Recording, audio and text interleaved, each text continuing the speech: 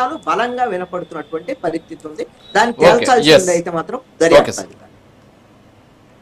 Okay. Mahesh మెరుపుల గారు, good morning అండి. సో ఓవరాల్గా మీకు ఈ కేసుకు సంబంధించినటువంటి పూర్తి స్థాయి అవగాహన కూడా ఉంది. మరి ఏంటి ఈరోజు ఆయన చనిపోవడం హత్య అని చెప్పేసి ఒక పక్క వాదన జరుగుతుంది, ప్రాథమికంగా నిర్ధారించారని చెప్తున్నారు.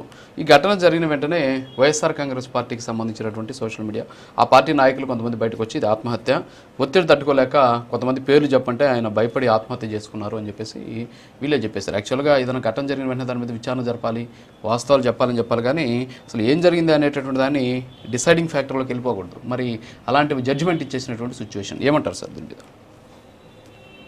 రాజు గారు, ముందుగా నాకు అవకాశం ఇచ్చిన మీకు, అలాగే ప్రైమ్ లైన్ యాజమాన్యానికి, ప్యానల్లో ఉన్నటువంటి నాయకులందరూ కూడా గుడ్ మార్నింగ్ తెలుపుకుంటూ, రాజు గారు నిజంగా చెప్పాలంటే ఇప్పుడు ఇనిషియల్ స్టేట్మెంట్స్ మీరు మాట్లాడినప్పుడు నిజంగా చెప్పాలంటే నేనే ఒకలాంటి షాక్ గురయ్యా.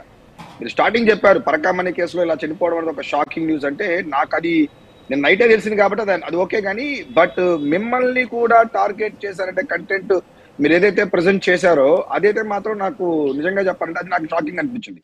ఎందుకంటే తిరుపతి సర్కిల్స్ లో మీరు ఎలా ఉంటారు, మీడియాలో మీరు ఎంత స్ట్రాంగ్ గా ఉంటారు, మీరు ఏ విధంగా పోరాటం చేస్తా అంటారు, లేకపోతే ఎన్నో విషయాల మీద మీరు ఎలా పబ్లిక్ డొమైన్ లో దాన్ని తీసుకొచ్చి పెట్టి ప్రజలకు ప్రభుత్వానికి ఏ విధంగా మీరు నిలదీస్తా ఉంటారు, వాళ్ళకి పక్షాన్ని నిలబడుతుంటారు విషయాన్ని మేమందరం కూడా గత కొన్ని సంవత్సరాలుగా చూస్తున్నాం.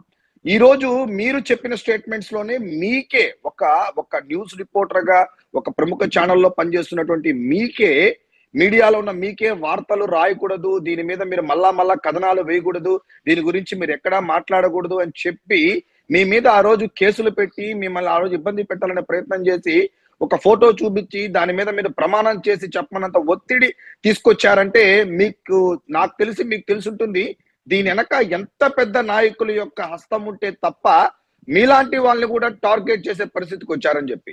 ఎందుకంటే నేను చెప్పలేదు మహేష్ గారు, నేను ఇప్పటి వరకు చెప్పలేదు ఒక మాట. ఆ రోజు ఒక పోలీస్ అధికారి నన్ను ఇంట్రాగేషన్ పేరుతోటి వేధించిన ఒక పోలీస్ అధికారి నిన్ను తీసుకెళ్లి తిరుమల కొండలో ఎన్కౌంటర్ చేసినా అడిగే దిక్కు లేరు తెలుసా, వ్యవస్థలన్నీ ఏకమైపోయాయి, నువ్వేం చేయగలవు అని చెప్పి నన్ను బెదిరించినటువంటి పరిస్థితి అండి. చూడండి ఎంత దారుణమైన. అంటే సతీష్ కుమార్ కంటే ముందు నేను బాధితుడిని వాస్తవంగా. ఇప్పుడు సీరియస్ గా చెప్పాలంటే ఇప్పుడు మీరు మాలాగా ఇప్పుడు మేమేదో ఒక ప్యానెల్లో కూర్చొని ఉంటాం, ఒక పార్టీ తరపున కూర్చొని ఉంటాం, రాజకీయంగా స్టేట్మెంట్లు ఇస్తాము, లేదంటే మాకు అనుకూలంగా మాట్లాడతాము, వచ్చిన వాళ్ళ అనుకూలంగా వాళ్ళ పార్టీకి అనుకూలంగా మాట్లాడతారనేది జనరల్ గా డిబేట్స్ జరుగుతూ ఉంటుంది. బట్ మీరు ఒక మోడరేటర్ గా లేకపోతే ఒక ఛానల్ ప్రతినిధిగా మీరు ఇన్ని సంవత్సరాలు జర్నలిజం లో ఉన్నటువంటి మీకు ఈ రోజు అటువంటి మాటలు వచ్చాయి, అటువంటి మాట మీరు చెప్తున్నారంటే మీకు ఎంత ఒత్తిడి వచ్చి ఉంటుంది, మీరు ఎంత ఇబ్బంది పడి ఉంటారనేది నేను ప్రత్యక్షంగానో లేకపోతే ఇంకో విధంగా దాన్ని ఎక్స్పెక్ట్ చేయగలను. ఇప్పుడు మీరు చెప్పిన మాట ఏదైతే ఉందో, భగవంతుడు వెంకటేశ్వర స్వామి మీ పక్క ఉన్నారు కాబట్టి ఈ రోజు డిబేట్ లో మీరు ఉన్నారని నేను అనుకుంటున్నాను. రాజు గారు, సీరియస్లీ నాకైతే చాలా బాధేస్తాను. ఎలా అంటే ఆ రోజు మిమ్మల్ని తిరుమల తీసుకెళ్లి ఎన్కౌంటర్ చేసేస్తే అన్ని వ్యవస్థలు కలిసిపోయినాయంటే మీనింగ్ ఏంటి? సో ఇటువంటి ఇది ఎప్పుడు జరిగింది, ఏ ప్రభుత్వంలో జరిగింది, ఎవరు మాట్లాడిచ్చారు, అప్పుడు ప్రభుత్వం ఎవరుంది, ఎవరు అధికారులు ఉందని కూడా అందరికీ కూడా ఈ యొక్క వైట్ పేపర్ లాగా అందరికీ తెలిసిన విషయాలే. ఇప్పుడు కూడా తీసుకోండి, ఇంతకు ముందు మన రామాంజనేయులు సార్ గారు కృష్ణారాయణ సార్ గారు చెప్పినట్టు 100% ఈ యొక్క పరకామణి కేసుని టోటల్ గా డైరెక్ట్ చేసింది కోర్టు మాత్రమే. ఎవరైతే గంగినేని రామకృష్ణ ప్రసాద్ గారు ఉన్నారో ఆయనే ఈ యొక్క టోటల్ కేసుని సిడిఏ వాళ్ళకి అలాగే ఏసీబీ వాళ్ళకి డైరెక్ట్ చేసి డిసెంబర్ 2వ తేదీ లోపల ఈ యొక్క కేసుకు సంబంధించిన రిపోర్ట్స్ ని మీకు ప్రొడ్యూస్ చేయాలని చెప్పి చాలా బలంగా చెప్పడం జరిగింది. బట్ ఈ ప్రాసెస్ లోనే నిన్న అందరం కూడా చూసినట్టయితే ఎవరైతే ఆ రోజు కేసులో మెయిన్ గా ఎవరైతే ఒక కేసుని పబ్లిక్ డొమైన్ లోకి తీసుకొచ్చి పెట్టారో, బయట తీసుకొచ్చి పెట్టారో అటువంటి వ్యక్తి ఎవరైతే నేను చూసాం, సతీష్ గారు ఎవరైతే చనిపోయారో, అది క్లియర్లీ అది హత్య అని క్లియర్ గా కంటికి కనబడుతున్నటువంటి పరిస్థితి. ఎందుకంటే ఒక పోలీస్ అధికారి, ఎందుకంటే ఆల్రెడీ అతను ఇంతకు ముందు కూడా ఒక ఇన్వెస్టిగేషన్ కి వెళ్ళడం జరిగింది, ఆల్రెడీ కొంతవరకు ఇన్ఫర్మేషన్ కూడా ఇవ్వడం జరిగింది, కొంతవరకు కోఆపరేట్ చేయడం కూడా జరిగింది. సో ఇప్పుడు రెండోసారో లేకపోతే మళ్ళా వెళ్ళి మాట్లాడితే పెద్ద తలలు బయట వస్తాయి దీని యొక్క ప్రాసెస్ లో. ఆ రోజు ఎవరెవరైతే అధికారులు ఉన్నారో, ఎవరెవరైతే రాజకీయ నాయకులు ఉన్నారో, అక్కడ ఎవరైతే బోర్డులో బలంగా పనిచేశారో వాళ్ళందరూ పేర్లు కూడా బలంగా వస్తుందనే విషయం అందరికీ తెలిసిన తరుణంలో ఇతని ఏదో విధంగా మనం చెయ్యాలి అనే ఉద్దేశంతోనే ఈ రోజు చేసినటువంటి ఒక దుర్మార్గమైనటువంటి ఒక చర్య చెప్పాలన్నట్టయితే. ఎందుకంటే మీకు నిజంగానే మీకు ఏం సంబంధం లేదు, మీరేమి రాజీ చేయలేదు, మీరేమి కాంప్రమైజ్ చేయలేదు, మీరు శుద్ధ పూసలు, మీకేమీ సంబంధం లేదని మీరు క్లియర్ గా వదిలేసినట్టయితే ఇది ఇంకొక విధంగా వెళ్ళేది చెప్పాలన్నట్టయితే. ఈ రోజు ఇది డైరెక్ట్ చేసేది కూడా కోర్టే. ఇది చెప్పాలంటే ఇది లే రాజకీయ నాయకుడు కానీ ఏ పార్టీ కూడా దీంట్లో ప్రమేయం అనేది లేదు. ఇంకోటి అసలు కాంప్రమైజ్ చేయడం అనేది ఆ రోజు అసలు ఎలా కుదురుతుంది? నిజంగా చెప్పాలంటే ఇద్దరు వ్యక్తుల మధ్య జరిగిన అసలు లోకాల అదాలత్లో ఇటువంటి కేసులకి ఇదేమన్నా ఇద్దరు వ్యక్తుల మధ్య జరిగినటువంటి కాంప్రమైజా? నేను మీ ఇంట్లో ఎత్తుకున్నానండి, తిరిగి మీకు ఇచ్చేస్తానండి చెప్పడానికి. ఒక టిటిడి లాంటి సంస్థలో ఏదైతే ఫారిన్ కరెన్సీ ఉందో అటువంటి దాన్ని చోరీ చేసి తీసుకున్నప్పుడు దాన్ని ఐడెంటిఫై చేసిన వ్యక్తి కేసు పెట్టాలని పెట్టినప్పుడు దాన్ని లోక్ అదాలత్లో కాంప్రమైజ్ చేయాల్సినటువంటి అవసరం ఏముంది? అక్కడ అధికారికి పడాల్సిన శిక్ష పడకుండా వెనక నిలబడిన వాళ్ళు ఎవరున్నారు? ఇప్పుడు నేను అంటున్నానండి, ఖచ్చితంగా ఇప్పుడు రవికుమార్ గారికి కూడా ఈ యొక్క ప్రభుత్వం, మా ప్రభుత్వం వాళ్ళకి ఇమ్మీడియట్ గా అతన్ని కూడా కాపాడుకోవాల్సిన బాధ్యత ఎంతైనా ఉంది.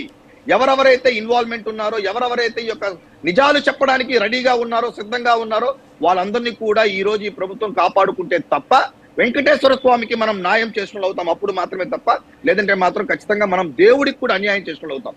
ఈ రోజు ఎవరో భక్తులు వేసుకొచ్చిన డబ్బులు సంబంధించినటువంటి ఒక పరకా మనీ కేసు చెప్పాలన్నట్టయితే దిస్ ఇస్ వెరీ సెన్సిటివ్. మామూలు కాదు, ఏదో దొంగతనం ఇంట్లో జరిగింది అక్కడ జరిగిందంటే భక్తులు వేసినటువంటి దాన్ని అతను దాన్ని థెఫ్ట్ చేసే ప్రాసెస్ లో దాన్ని కనుక్కున్నటువంటి ఒక అధికారి ఎవరైతే ఉన్నారో అతను ఈ రోజు తన యొక్క వర్షన్ చెప్పే ప్రాసెస్ లో, తన నిజాలు చెప్పే ప్రాసెస్ లో ఇటువంటి దాడి జరగడం, ఇటువంటి హత్య, ఇది definitely it's a planned murder. ఎందుకంటే మీరు అన్నట్టు it is very too early to give all the statements. ఎందుకంటే అక్కడ క్లియర్ గా తెలిసిపోతాను ఒక అతనికి ఆత్మహత్య చేసుకోవాల్సిన అవసరం అయితే ఖచ్చితంగా ఉండదు రాజు గారు. ఎందుకంటే హీఈస్ వెరీ బోల్డ్. అతను అప్పటికే కొన్ని విషయాలు కూడా పబ్లిక్ పోలీస్ వాళ్ళకు కూడా తెలియజేయడం జరిగింది, ఇన్వెస్టిగేషన్స్ వాళ్ళకు కూడా తెలియజేయడం జరిగింది. కాబట్టి అతను ఆత్మహత్య చేసుకోవాల్సిన పరిస్థితి మాత్రం కాదు. ఎందుకంటే ఈ గవర్నమెంట్ కానీ ఒక సిస్టమ్ అంతా కూడా అతనికి ప్రొటెక్షన్ ఇవ్వడానికి అతను ధైర్యంగానే చెప్పుంటారు. నిన్న కూడా ఆయన వెళ్లే ప్రాసెస్ లో డెఫినెట్లీ అతనికి వచ్చినటువంటి ప్రెజరు బడా నాయకులు అన్ని అవసరం లేదు రాజు గారు. ఎందుకంటే మళ్ళా మీ గురించి చెప్పి మళ్ళా మిమ్మల్ని అనవసరంగా తిరిగి మళ్ళా ఈ యొక్క డొమైన్ లో తీసుకొచ్చి పెట్టి ఇబ్బంది పెట్టదలుచుకోలేదు నేనైతే చెప్పాలంటే. ఎందుకంటే మీకే అంత ఒత్తిడి ఇచ్చిన వాళ్ళు ఇంకా అతనికి ఎంత ఒత్తిడి ఇచ్చుంటారో అని అది అందరం కూడా గ్రహించగలం. ఒక సాధారణమైనటువంటి మీకే లాంటి పరిస్థితి ఉన్నప్పుడు కళ్ళ ముందు చూసిన వ్యక్తి, ఆ కేసులో ఇన్వాల్వ్ అయినటువంటి వ్యక్తి, రాజీలో ఉన్నటువంటి వ్యక్తి, రేపు భవిష్యత్తులో అన్ని విషయాలు తెలిసినటువంటి వ్యక్తికి ఏ విధమైన ఒత్తిడి ఇచ్చుంటారు అని చెప్పి దీన్ని నేను పొలిటికల్ గా ఏ రాజకీయ నాయకులు కూడా దీన్ని మాట్లాడడం కూడా అంత కరెక్ట్ కాదు. సో లెట్స్ సీ, ఇది కోర్ట్ డైరెక్షన్ లో జరుగుతుంది, సిఐడి డైరెక్షన్ లో జరుగుతుంది, ఏసీబీ వాళ్ళు ఆల్రెడీ ఇన్వెస్టిగేషన్స్ తీసుకొచ్చారు. ఈ రోజు వైఎస్ఆర్సీపీ వాళ్ళ అనవసరంగా తొందరపడి బయటకు వచ్చి దీని ఏదో రాజకీయ ఒత్తిళ్ళో లేకపోతే అధికారులకు ఒత్తిళ్ళో లేదు ఏం ఒత్తిళ్ళు వస్తుందండి చెప్పాలన్నట్టయితే అది ఎందుకు మీకు కాంప్రమైజ్ చేయగలిగే కెపాసిటీ ఉన్నటువంటి మీరు ఆ రోజు గతంలో కాంప్రమైజ్ చేసినటువంటి మీరు ఈ రోజు రాజకీయ నాయకుల దగ్గర నుంచి ఎందుకు ఒత్తిడి వస్తుంది అనుకుంటున్నారు? సో కాబట్టి ఇది డెఫినెట్లీ ఇది ఒక హత్యగానే మనం భావించాలా. నాకు తెలిసి బై టుడే ఈవినింగ్ ఇంకా సేపట్లో దాని మీద కూడా మనకు పూర్తి రిపోర్ట్స్ వస్తుంది. అంత ఈజీగా తప్పించుకోవడానికి అవకాశం లేదు. టెక్నికల్ ఎవిడెన్స్ అంతా కొంత స్ట్రాంగ్ గా అవుతుంది. ఆయన ఎవరికి కాల్ చేశారు, ఎవరితో మాట్లాడారు, ఎవరు థ్రెట్ చేశారు, ఆయన కాల్ రికార్డింగ్స్ అంతా కూడా బయట వస్తుంది. చాలా విషయాలు కూడా బయట ఖచ్చితంగా దొరుకుతారని అనుకుంటున్నాను. ఓకే సార్, ఓకే అండి. ఓకే, కార్మచ్ రమేష్ గారు గుడ్ మార్నింగ్. సో నిన్న ఘటన జరిగిన వెంటనే వైఎస్ఆర్ కాంగ్రెస్ పార్టీ ఒక ట్వీట్ చేయడం, తర్వాత మీ పార్టీకి సంబంధించినటువంటి కరుణాకర్ రెడ్డి గారు బయటికి రావడం, తర్వాత మీ పార్టీకి సంబంధించిన కొంతమంది నాయకులు వచ్చి ఇది ఆత్మహత్య, అతన్ని కొంతమంది వైఎస్ఆర్ కాంగ్రెస్ పార్టీకి సంబంధించినటువంటి నాయకుల పేర్లు బయటికి చెప్పమని చెప్పేసి బెదిరించారు. ఆ బెదిరింపులకు ఒత్తిళ్లకు భయపడి ఆయన ఆత్మహత్య చేసుకున్నాడు. ఇది ప్రభుత్వం చేసినటువంటి హత్య అన్న కోణంలో చంద్రబాబు నాయుడు మీద వాళ్ళంతా కూడా ఫైర్ అయినటువంటి పరిస్థితి. సో ఓవరాల్గా ఈ కేసు అంతా ఇప్పుడు విన్నారు మీరు, మీకు కూడా అవగాహన ఉండి ఉంటుంది. సో మీరేమంటారు సార్? రాజు గారు గుడ్ మార్నింగ్ మీకు, ప్యానల్ ఉన్న సభ్యులకు, అలాగే ప్రైమ్ 9 ప్రేక్షకులందరికీ వెరీ గుడ్ మార్నింగ్ అండి.